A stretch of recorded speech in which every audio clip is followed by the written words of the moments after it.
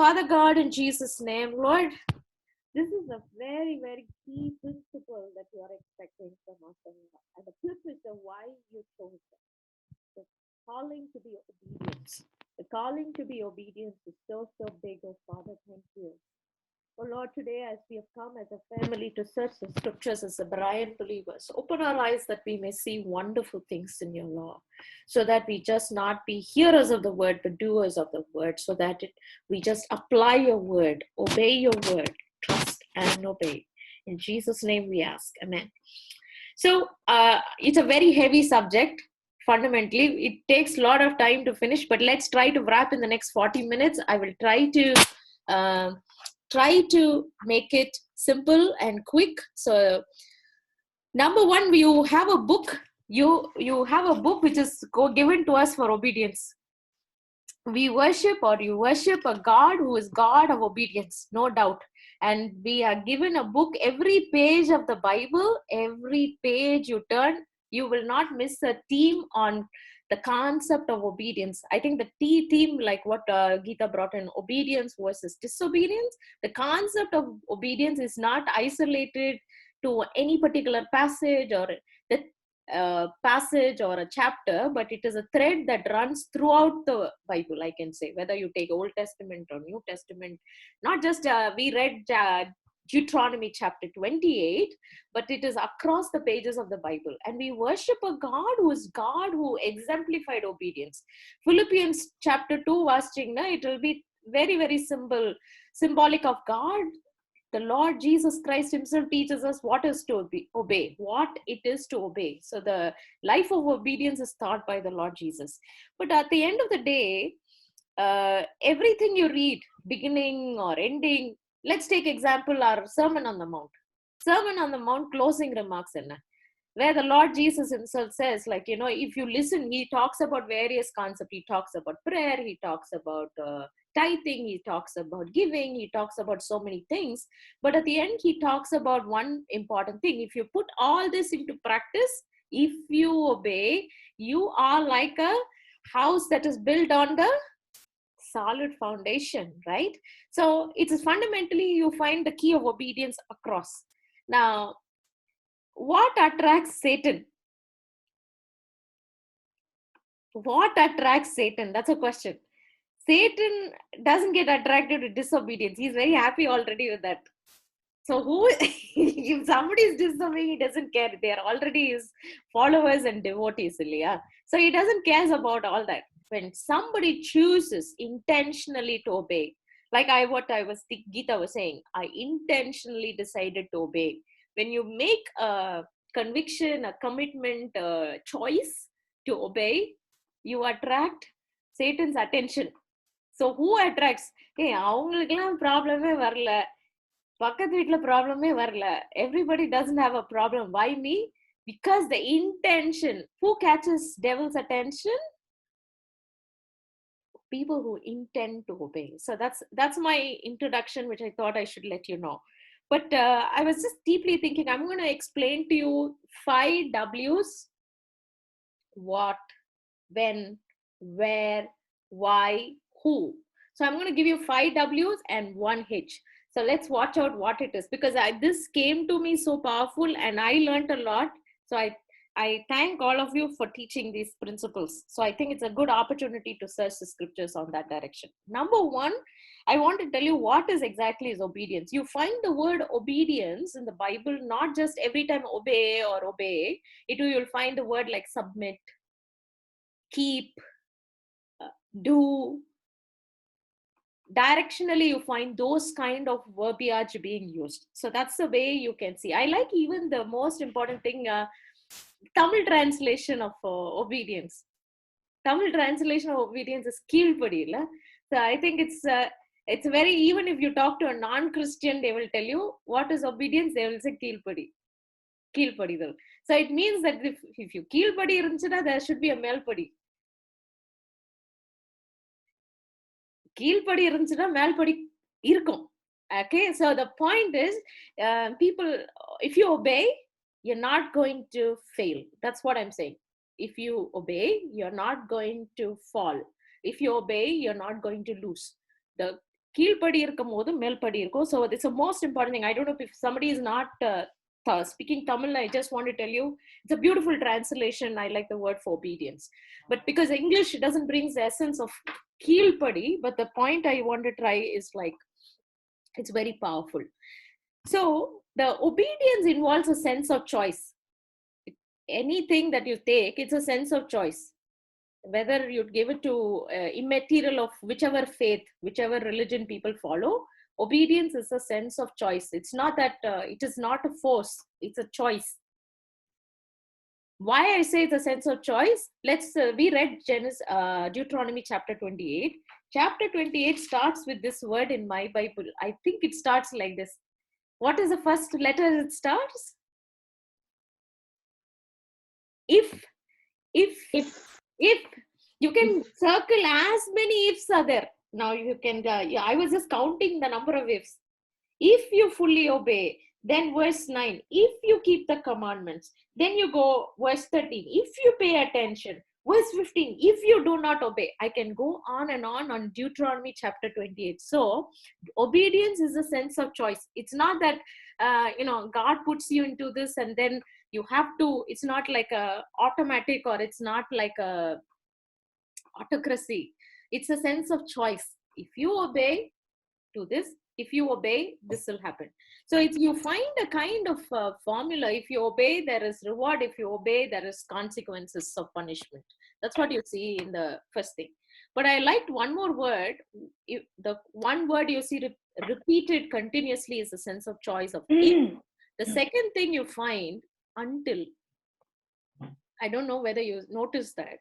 Until you destroyed, verses 15 to 28 or verses 15 to 68 of Deuteronomy chapter 28, you find the word until you destroyed. So until you destroy, he will keep on. You can see that the word until, verse 45.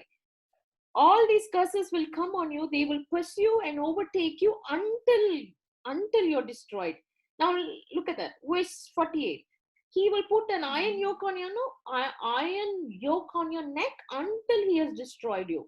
So, I mean, you can keep on counting the number of areas where you find the word until. So on the word either if and until, I want you to tell you it's a very powerful word and we cannot afford to miss. It's very, very powerful. Now keep this in mind. The word obedience is always partnered with something called blessings. And the word disobedience is always partnered with curses. So no doubt on that. Now, where the word obedience is always partnered with another word called righteousness. If you are righteous, righteousness and obedience go together. So wickedness and curses and let me put it like this: obedience, blessings, righteousness.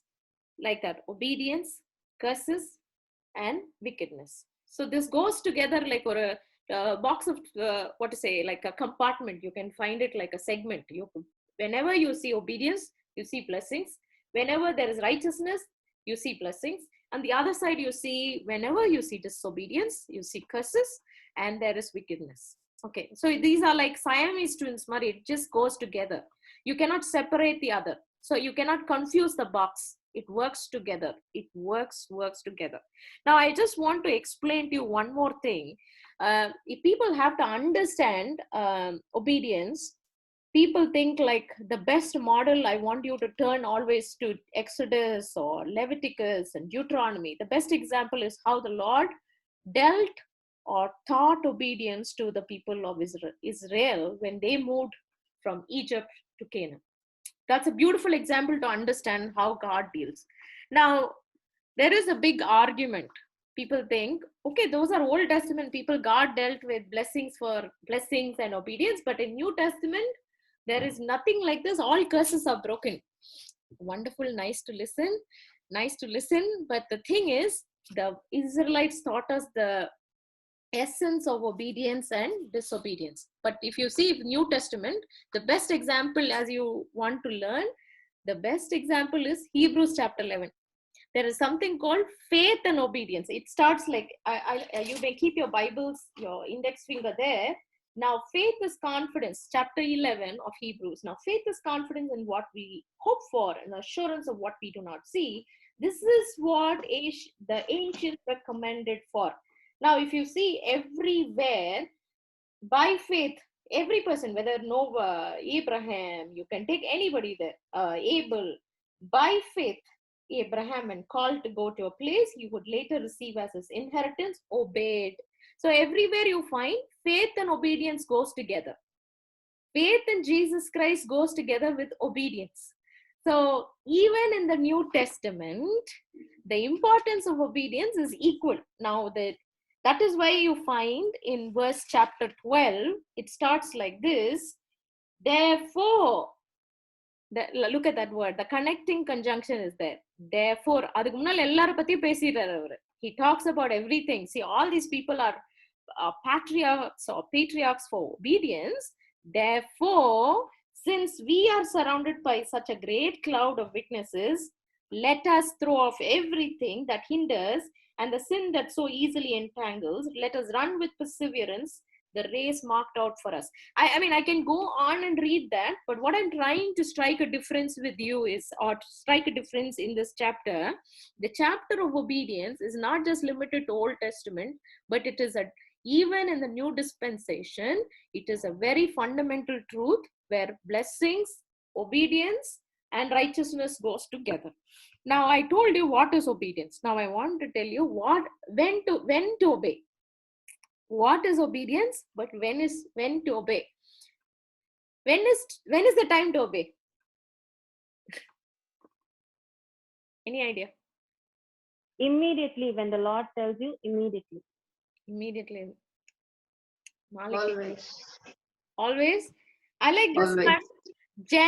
Deuteronomy, once again, because the first letter starts with a sense of choice, the third letter talks about the when, which is like, if you fully obey the Lord your God, if you obey less, if you obey tomorrow, nothing like that. It talks about if you fully obey. So it's like, I give you 100 and then you do 100, that matters. Oh no, in 25 years I've been following 50 things.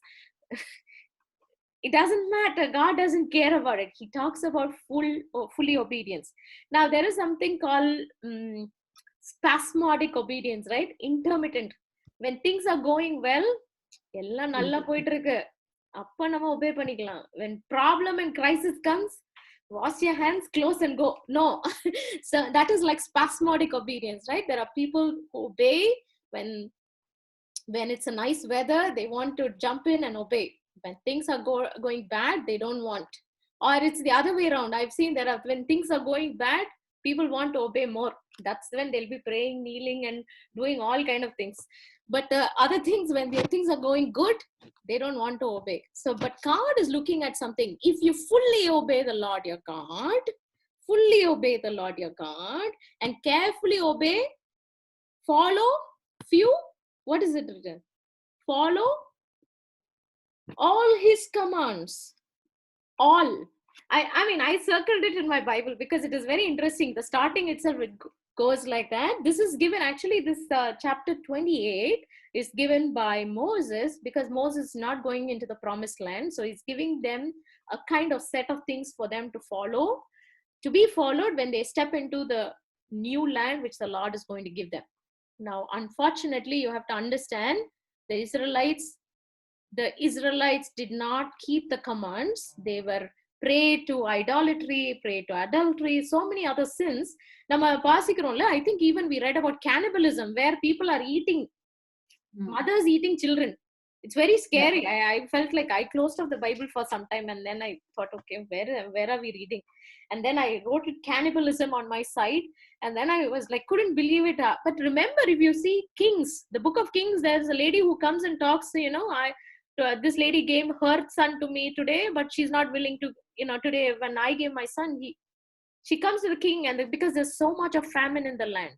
So whatever you see, this is not fiction. This is reality. It has happened. Whatever Moses said, if you don't obey, it will happen in your land. It happened. And these people were talking about an eagle coming and swooping over you, an unknown eagle. You see that it's written in verse 50, verse 49. The Lord will bring a nation against you from far away from the ends of the earth, like an eagle swooping down, a nation whose language you will not understand. Now tell me, if the eagle, it's more like a symbol, the symbol of most of the Assyrians, the Babylonians, who took the Israelites like slaves, right? Let's not forget, all those symbols are all of eagle. Now, these are things that has happened. It's not fiction. That's what I want to tell you. These are happened. These consequences happened.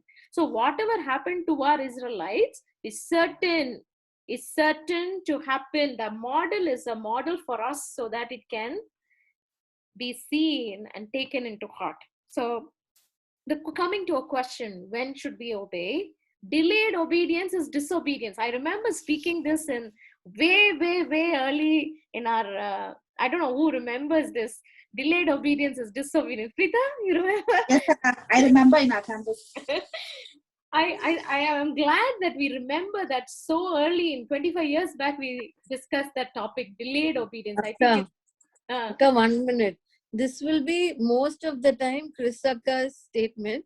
Last சொல்லிட்டு போயிடுவாங்க. Delayed obedience is disobedience அப்படின்ட்டு calling கொடுத்துட்டு இந்த ஒரு ward சொல்லி விட்டுருவாங்க. Especially baptism. I too remember Akka, the baptism time எனக்கு நல்லா ஞாபகம் இருக்கு. இதே இந்த line. I tell you, it's very powerful, and I tell you, you should say that to your children today because they need it. If we have been given that calling 25 years back, it so makes sense. Delayed obedience is disobedience, and even half obedience is disobedience. What is half obedience? Now, if you take our friend Saul, he will, if you just, Samuel comes and says, why you did not destroy all of them? He said, I kept it for a sacrifice for the Lord. Obedience is better than sacrifice. He talks about it.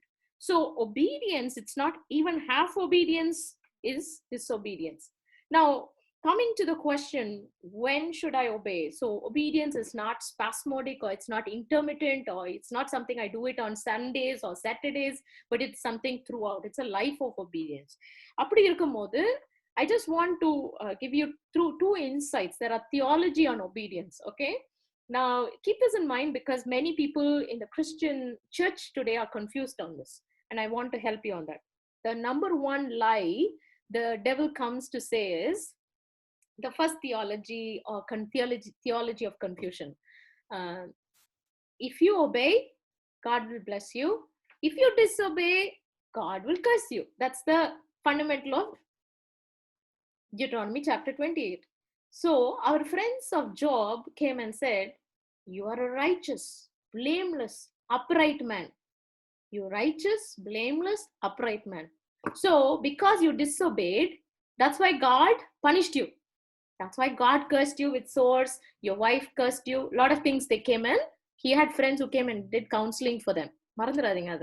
So the model why I'm trying to talk about this first theology of interpretation, people think when somebody is going through a punishment or a curse or a suffering or something, they immediately interpret this person disobeyed God, that's why it's a consequence.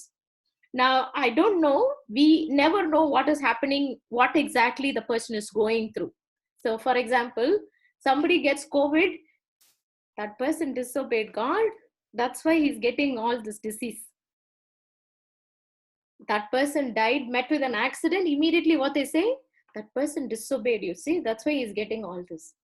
Now, that is a wrong theology. What I want to tell you, the wrong theology there, because they think they are so, because, you know, where they are getting that theology from, because they fundamentally understand blessings are covered with obedience, curses are covered with disobedience. But you have to understand, why do even righteous suffer? Why do the righteous or the blameless go through? Because they do suffer. If you ask our great grandfather Job, he will tell you, what did I do? What I did not do? Tell me, na enna pannala? Tell me what I did not do. The problem here is you have to understand this essence from Hebrews chapter 12. What is Hebrews chapter 12? Hebrews chapter 12, which tells you very, very clearly why someone goes through suffering, why someone goes through. It may be perceived like a penalty, it may be perceived like a punishment. If யாருக்கா Covid வந்துச்சுன்னா உடனே அவங்களுக்கு வந்து suffering வந்து அவங்களுக்கு God judges them, and they put lot of clauses and make the person more sad, and அவன் அதுலயே செத்து போயிடுவான் பாதி. இந்த மாதிரி கேட்டு கேட்டு many Christians go through this kind of judging from other people, right? Now I want to tell you, you may turn to Hebrews chapter 12. Keep your hands on Hebrews. The book of Hebrew is all about obedience. So Hebrews chapter 12 verse 6, my son, do not make light of the Lord's discipline, and do not lose when he rebukes you, because the Lord disciplines the one he loves, and he chastens everyone he accepts as a son. So you can read chapter 12, take time and read, but I want to tell you one more thing. There is more to obedience. There is more to obedience. You may obey. You know, I follow all the things in the Bible. I'm doing everything. I'm pakka. I'm 100%. But there is more to obedience. That's what I'm trying to say. The first theology is sometimes people obey more. They do everything, but they are still chastened. Why? Because the Lord's target is we all become in his son's image and likeness. Until you become like in his image and likeness, the Lord is not going to stop it, right? You're going to chasten and discipline, form, reform, build, break and mold, whatever you call it. So my understanding, what I want to tell you is, there is more to obedience. Obedience, it's like fundamentally, sometimes the rich man came and said, right, I follow all the things. But still the Lord said, carry my cross and follow me. What does it mean? Self-discipline. Give up yourself. So where the self becomes the Lord. Now that's the first theology. Why I'm trying to say about this theology, let's not judge anybody like that. If somebody is going through some major thing, the first thing I would like to say is, like, I want to only ask one question. Do they know the Lord Jesus?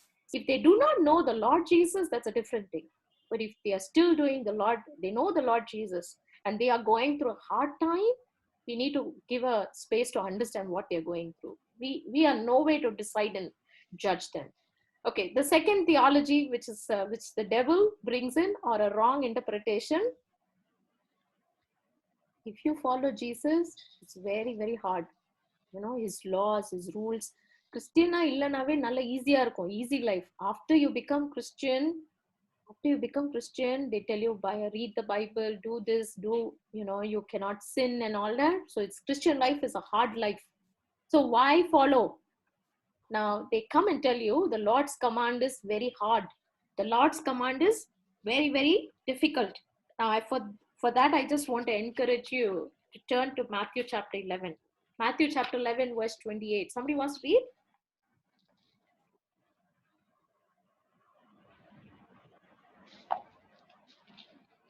(28 to 30). Matthew chapter 11 verse 28 to 30. Somebody wants to read?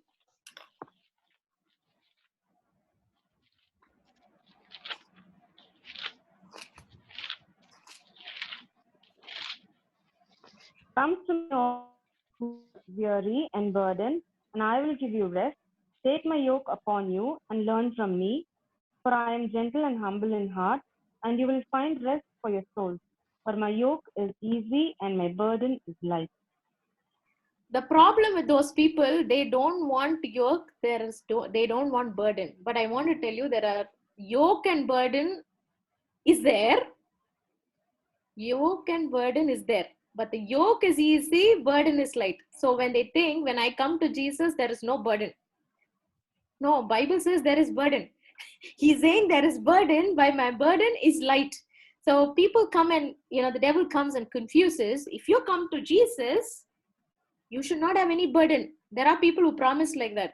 Neenga Jesus to vandrunga ungalku kashtame irukadu. Oh, sorry, that's a wrong gospel. Because the Bible says my burden is light. There is a burden. There is a yoke. So it is going to be light, it's going to be easy, but the yoke of the devil is going to be heavy and impossible. So what I'm trying to say is, this wrong interpretation you should keep in mind. That's a theology of obedience. People think, okay, when I obey, I am going to be blessed. Yes, you'll be blessed, but it's more to obedience. You have to, there is always more to obedience. Job obeyed, but there's more to obedience. God wants to make us more like him. So I answered the question what, I answered the question when, I answered the question, I'm going into the next question, where. Where should we obey? Any idea? Where should we obey?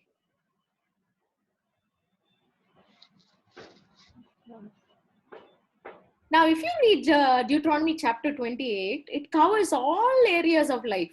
It talks about crop, it talks about pets, it talks about sex, it talks about city, it talks about country, it talks about work, it talks about love, it talks about food, it talks about even your fruit on the table, or it talks about even your chutneys, or you tell me what is not there.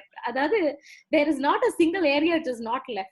Now, I want to tell you one most important thing, because the Lord is telling us one important point there. He covers all areas of our life. So there is no division between sacred and secular. Now, let me explain to you. There is no division between sacred and secular. Sacred days, Sunday is a sacred day. Rest of the days, secular day. You see, the work day, right? So work day, secular. No, there is no division between sacred and secular. God wants you 24/7. 24/7. Because he's talking about even your kneading trough. Daily use kneading trough.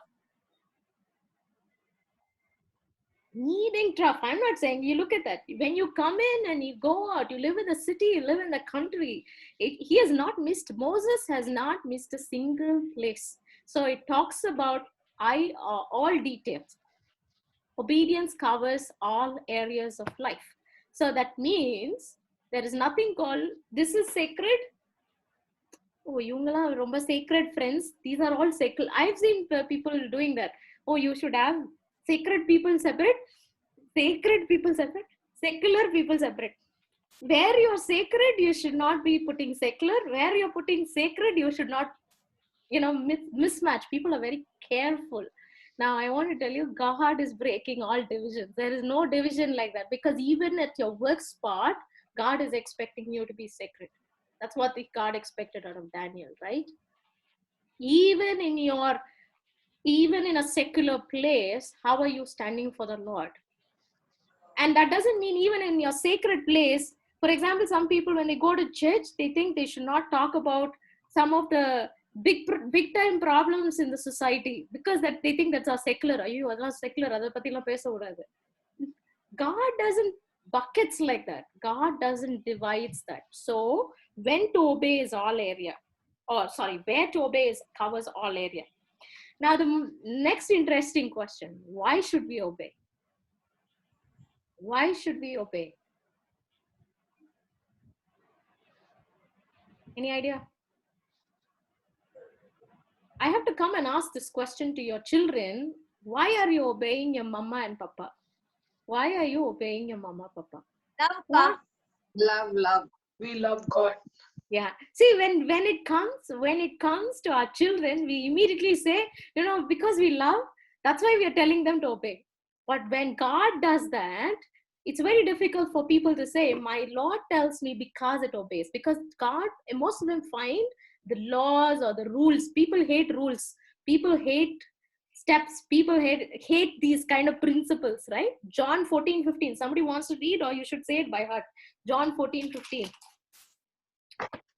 John 14:15. Very interesting. That should be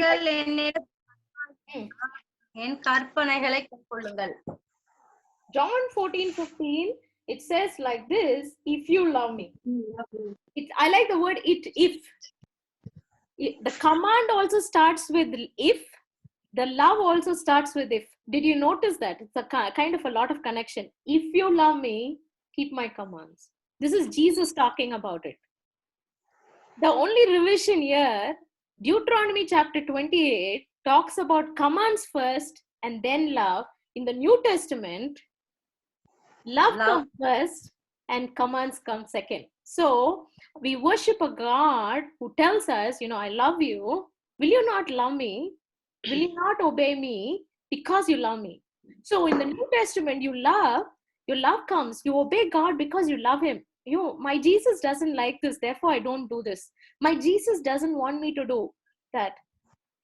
Going there, staying there, talking that, or speaking that, or mixing with someone, or mingling with someone, you don't want to do because Jesus loves me. If you love me, you will keep my commands. That's the favorite line of Jesus to every time. You can see that across the pages of the Bible. So people think the devil comes and confuses. For example, I don't know whether your teenagers come and ask this. If you love me, you should not be being too rude on me. If you love me, you should not give me too many rules. You should leave me free. Have you ever seen your children saying, I've seen my children coming and telling that. You're telling me with step 1, 2, 3. Why you're saying that? No, Jesus says, if you love me, you will keep my commands. So people think love and law do not go together. The devil comes and says another lie. If you love, you should not have any list to obey. But I tell you, the love and law goes together. Love and law goes together. Now we know why should we obey. Okay. The next and most important thing, who you obey. Who should you obey? Almighty. My Heavenly Father. Okay, Heavenly Father. Then? Those who love me. Whoever loves you, you obey. See, fundamentally, you find six areas or 6 kind of people the Lord tells you should obey. Okay, you keep the Lord, you obey, but the most important, you need to understand these are other people, other most important people in the list who you should obey as well. And it's so nice to see them when you are growing. The most important person you should obey is God. You're obeying God. There are many people who come and say this confusion. I obey the Lord, so why should I obey anybody else? They just think like that. That's not from the Bible. நான் வந்து ஆண்டவர் மட்டும் obey பண்றேன், so அதனால எனக்கு மத்தவெல்லாம் எனக்கு ஒண்ணுமே கிடையாது. I don't care about it. They just use this word, I don't care about it. That's what they say. That's not from the Bible, by the way. We worship a vertical and a horizontal relationship. That's the symbol of the cross, right? So what does obedience means? We obey in six kind of people God has put in the Bible where we should obey. If you're growing, if your children, the first person they should obey is the parents. So if you obey your parents, it's a command with a blessing and an honor. You will live long in the land of the living. Even your mom and dad is like, you find that they're hard, that they're too much, they're unfair. The Lord says obey. The Lord doesn't say if your parents are good, if your parents are nice. It says honor your father and mother so that you may live long in the land of the living. The second person you should obey, your employer. Your employer, whoever you're working for. They're good, bad, ugly, God doesn't care. God doesn't care. You have to respect them. You have to honor them. There are many Christians who talk about or talk so many things. That online you can find so many. But God says obey. The third thing, God tells us to obey our teachers. How many times when your children come and do you respect their teachers? God tells us to respect your teachers. Your teachers, God tells whoever teach, the rabbi, the teacher, respect. The fourth person you should obey, your own husband. He's the head of the family. அவன் வீட்டுல இருக்கோன்னே respect பண்ண மாட்டாங்க, ஊரெல்லாம் respect பண்ணிட்டு இருந்தா என்ன? So first respect him. God speaks through him. Now we think about who all, when I ask the question who all you should obey, people remember you should obey God, but no one remembers husband. I wouldn't say a problem, but that's a what to say, that's the ecosystem we are in. So obey parents, teachers, your husband, your employer, and most important, obey your government. The government may be not the right government. The government may be uh, all the weird things they're bringing in, but God tells us to honor and pray for them. Now, all these people, when you can disobey, when they tell you not to worship the Lord your God. Now, all these 5 people, if they tell you to disobey and not worship the Lord your God, that's when you're going to disobey them. Otherwise, God kept them in your life so that you will respect them and honor them. Now, people think, and usually, when you ask test the maturity of a Christian, you should ask all these questions. 1, how are you with your parents? How are you with your teachers? How are you at your job? You ask all these questions, then you know the maturity of a Christian. Because you can find obedience is a subset of all these areas of our life. Now I'm coming to the closing. The closing is, we discussed about what, we discussed about when, where we should obey, why we should obey, and who we should obey. At the end of the day, how are we going to obey? Now, obedience is not just thought, it is caught. Obedience is not just thought. You can't teach obedience. It is caught. When you obey, your children obey. When you have families of people with you who are obeying the Lord, vicariously or automatically, you will start following that. Show me your friend, I tell you who you are. So, most important thing for obedience, as I said, the how, the element of how, எப்படி அதை obey பண்றதுக்கு எப்படி, how do we get it in? How do we? So, number 1, I would say, I want you to turn to this particular verse. It's very encouraging. Hebrews chapter 13, chapter 3, 12 to 15. I can read it for you. Hebrews chapter 13. If you will hear his voice, do not harden your heart as in the rebellion. 3:13. But see to it, brothers and sisters, that none of you has a sinful and unbelieving heart that turns away from the living God, but encourage one another daily. Encourage one another daily. So what I'm trying to say is, it is very important, if you want to succeed in your life of obedience, you cannot do it alone. Many a time when we think, இப்ப எதுக்கு இந்த group இருக்கு? When one of us fall, some of us can encourage and pull up, right? When one of us are failing, one of you are saying, when some of you said somebody is dying, somebody is unwell, somebody is sick, somebody is sad. It's like the parts of the body we are caring for each other. I don't know who your friend is. Who do you spend daily time with? Who do you talk to daily? Who is that person who you spend maximum time? That person determines your ability to obey.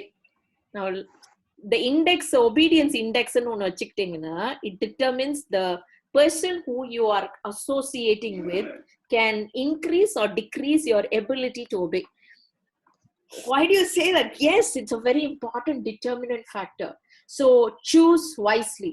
Choose your people wisely. Ensure you do not choose someone who can detract your obedience. That is why I said obedience is not taught, it can be caught. It can be caught. You can catch obedience. So suppose you have a close unit of people who disobey the word. For example, they come late to church. They don't honor the God, right? If somebody going late to church is dishonoring God. Now, if you keep that as a thing, for example, you hang out with that kind of behavior, you're also thinking that's okay, it's right. For someone who's not giving to the Lord, they're not even giving tithes. Tithe kuda kudukuradilla. Appadina, what happens if you have such people as your close unit? You're going to be losing giving tithes as well as you will not be giving as well. So find out the quality of the person around. That's the how element. The second element of the how, I want, so one, the group I was talking about. The second, the individual thing. What you intake determines your obedience. The first is who you are with determines your obedience. The second is what is your intake. Now, who is like a tree planted by streams of water, which yields its fruit in season, whose leaf does not wither, whatever he does prospers. Who? Who is that? The one who delights in the word of God daily, God, day and night. day and night. So day and Day night. and night. So the intake, what is your intake? Day and night. I've seen day and night. There are people who can spend on news channels like anything, or spend on nothing like this. People spend on their phones like anything. Today Apple has a thing that gives you a weekly record of how many hours you spent on your phone, right? It tells you last week you have been 4 hours daily, 3 hours daily. So how many hours you are with your devices? So what you intake determines day and night. Shubha, alaga sonninga, day and night. Day and night determines he is like a tree planted by streams of water, which yields its fruit in season. So if we are thinking, for example, if I'm thinking about my life of obedience, I need to ask two questions. Who am I spending my time with? What kind of the quality of the person? Second, you also have to ask what is the quality of your intake or the dosage you take, so that where you're able to obey and disobey. My friend, with this thought, I just want to close with this one thing in mind. I like to read this particular as a promise. Now, this is a promise to each one of you in the room, and I want to encourage you. This is a promise, and I want you to believe it. Because if you fully obey the Lord your God and carefully follow all his commands I give you today, the Lord your God will set you high above all the nations on earth. That is chapter 28 of Deuteronomy verse 1. But the promise is more important. The Lord will make you the head, verse 13, not the tail. When if you pay attention to the commands of the Lord your God, I give you this day, and carefully follow them, you will always be at the top, never at the bottom. You may sometime when you're hit by problems, you may think you're sinking. You're not sinking. You're not sinking, because the Lord is perfecting you so that he will lift you up in due time. He will lift you up in due time. So your failure is not final. If you're going through a failure, it's not final. Chapter mudila. It is not final. It is not final, because the promise is you will always be at the top, never at the bottom. Shall we pray? Father God, thank you for speaking to us. Thank you for speaking to us, O Lord. The importance of obedience, O Lord. You gave Jesus as a perfect model to obey. You left everything. You emptied yourself. That's what the scripture says. Today, O Lord, we humble ourselves. There are so many delays in our obedience, half obedience. Forgive us, O Lord. Forgive us. Forgive me. Forgive whatever we ask, O Lord. In everything, we want to fully become. If you fully obey the Lord your God, you will always be at the top, you said. You spoke to us. There has been a time when we obey, when we like to, when we want to, not 100%. Today, thank you for taking us to the life of obedience, the mandatory light of obedience of God. Oh, Father, and also help us to choose the right people who can be in our inner circle. And you chose the inner circle. And those people who, whether Peter, James, and John, who could stand for you, O Lord. Thank you, O Father. Today we give our lives into you. We humbly fall flat and give our life to you so that we live a life of obedience till your coming. Until you come, we just face to face. Make us ready, O God. In Jesus' name we ask. Amen.